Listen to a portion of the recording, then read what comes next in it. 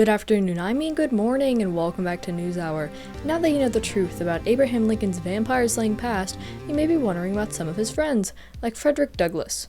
Recently, there's been an uproar about a case with him at the center. Many know that Douglass was an American slave who, after escaping, became America's most influential black citizen.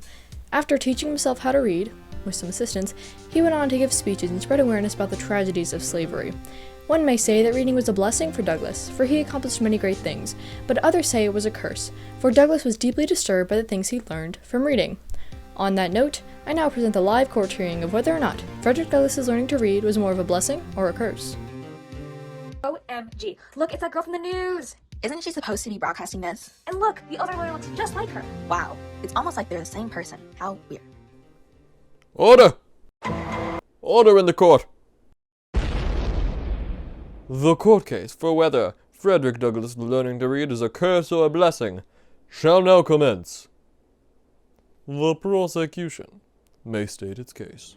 Well, Your Honor, I believe that Douglass learning to read was more of a blessing. Do you have any evidence to substantiate your claim?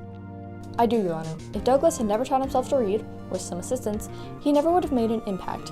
If Douglass had not learned to read, we would have lost one of our most crucial and notable speakers. Without him, where would the state of our civil rights movement be today? Objection, Your Honor. This is not substantial evidence.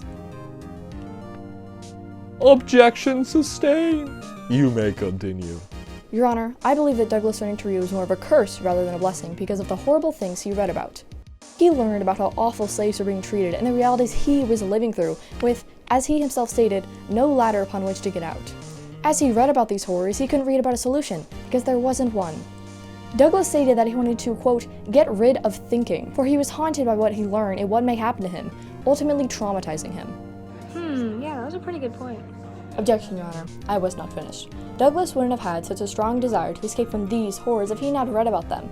He may have stayed with his master and never have known what it was like to be a free man. He may have been mortified by these facts, but only encouraged him to become a free man and use his powerful voice for social justice. He went on to be heard and praised by our 16th president, Abraham Lincoln, where the two of them later became friends, because Douglass wrote and spoke out about ending slavery. He continued to denounce injustice and inequality even when he had grown old.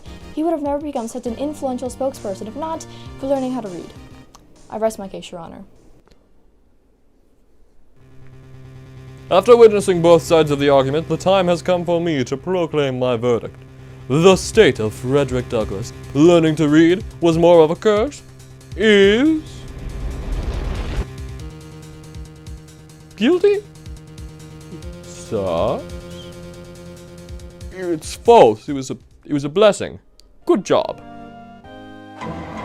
Court dismissed. Wow, that was a really short court hearing. Yeah, I'm pretty sure they aren't like this in real life. And that concludes a court hearing of whether or not Frederick Douglass's learning to read was more of a blessing or a curse. Learning to read gave Douglass a goal, as well as resolve and motivation, thus making it a blessing. Next up on News Hour, 2 podcasters were caught robbing a grocery store with 56.5 jars of mayonnaise. While live, I'm Savannah Danisiana, and this is today's report of Judge Jonathan.